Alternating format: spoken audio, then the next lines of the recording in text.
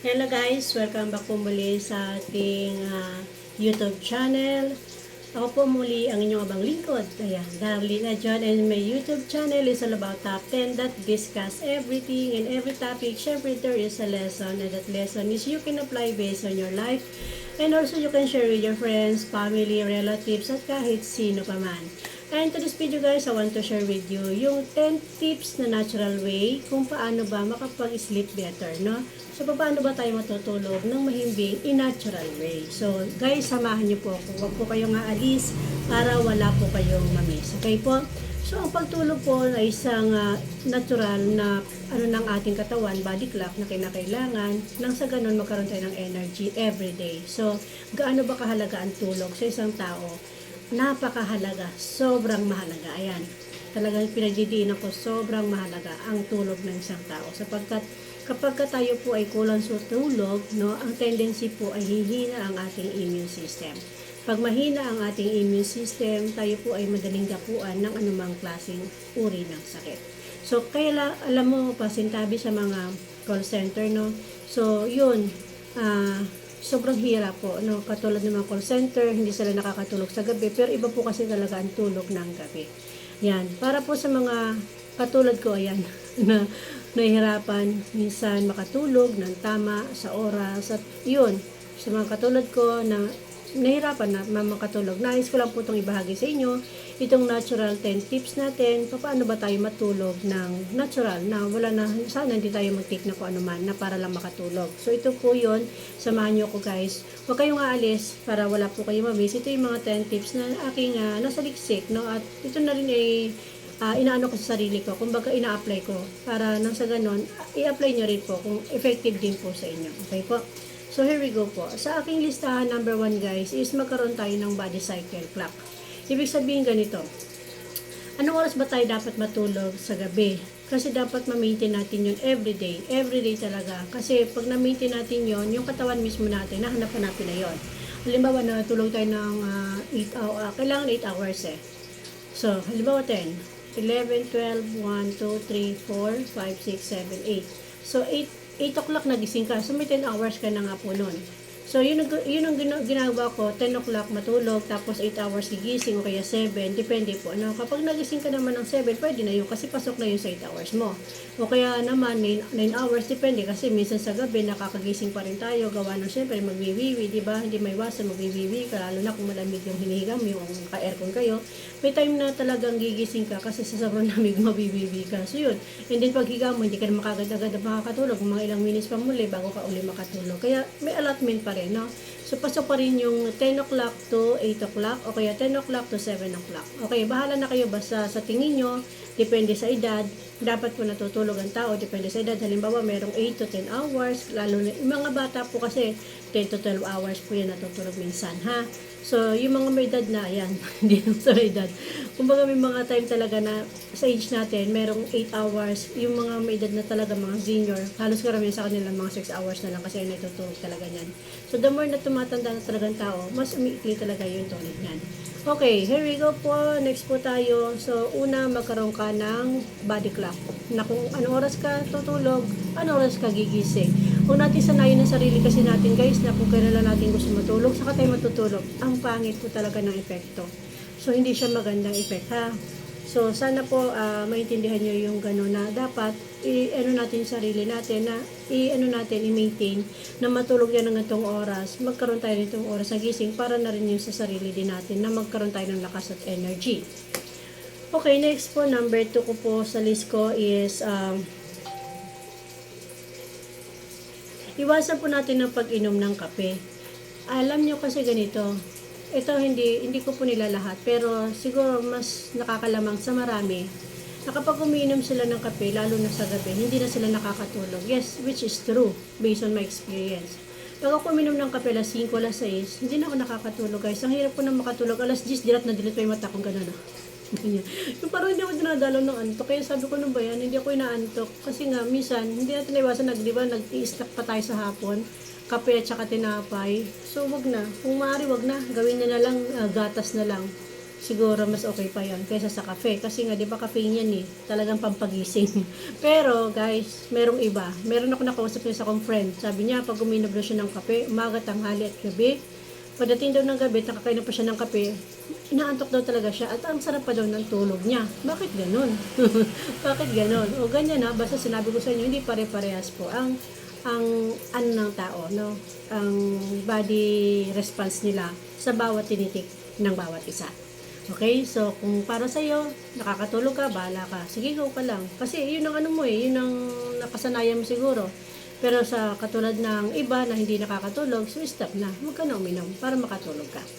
Okay? Ito yung mga natural way lang ha. Okay? Next po ay, pangatlo po ay yung ma-relax muna bago matulog. Kaliwa, paano ba ma-relax? Di ba tayo, sanay tayo, lagi tayo nagsiselfone, no? Totoo yun. Siguro 12 hours a day. Ayan, hindi lang 15 hours a day. Nagsiselfone tayo hanggang sa bago matulog, nagsiselfone pa rin. Okay? So, sikapin natin na wag na tayong mag-cellphone bago matulog.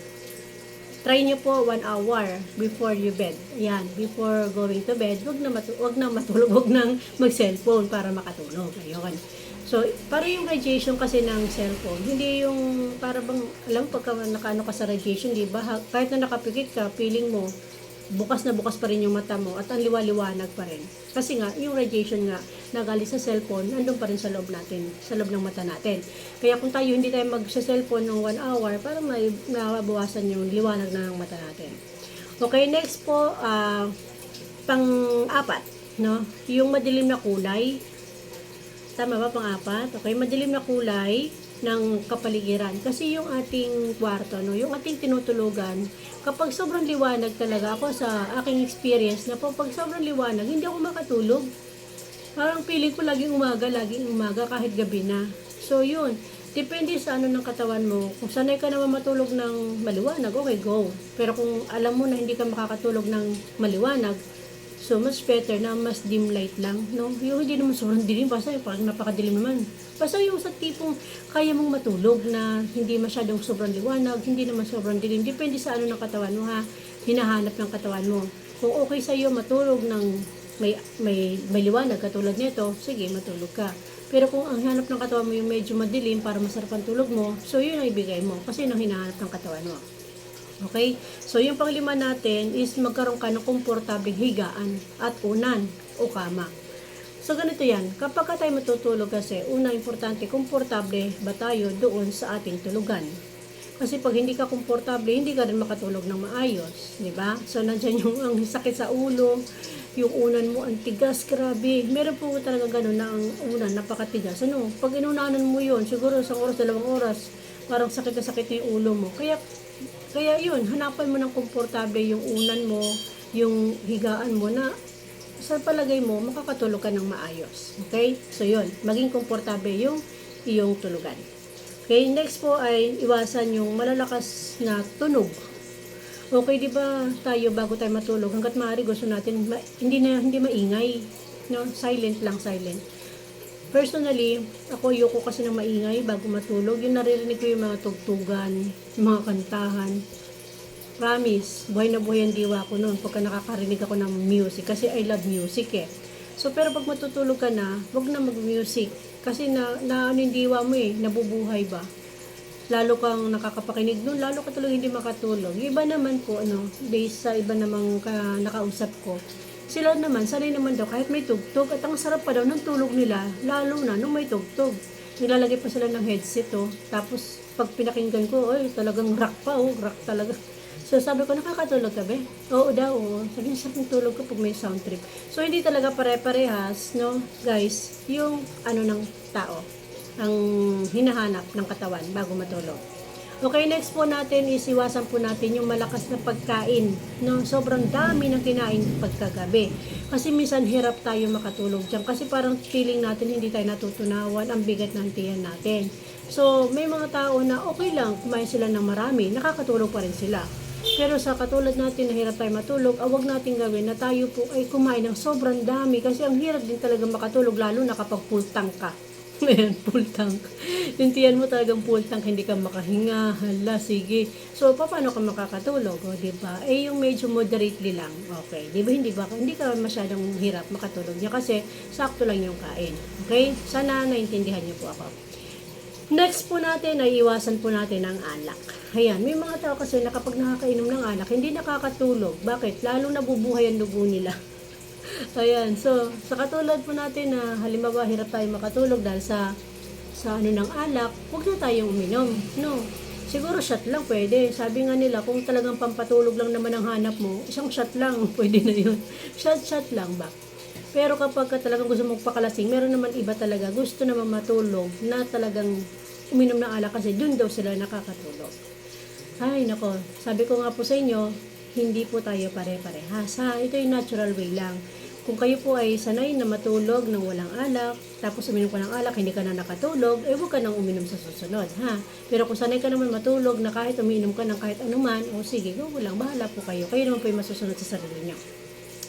Okay, next po tayo ay uminom tayo ng mga meron din tayo mga natural na yung may mga chamomile.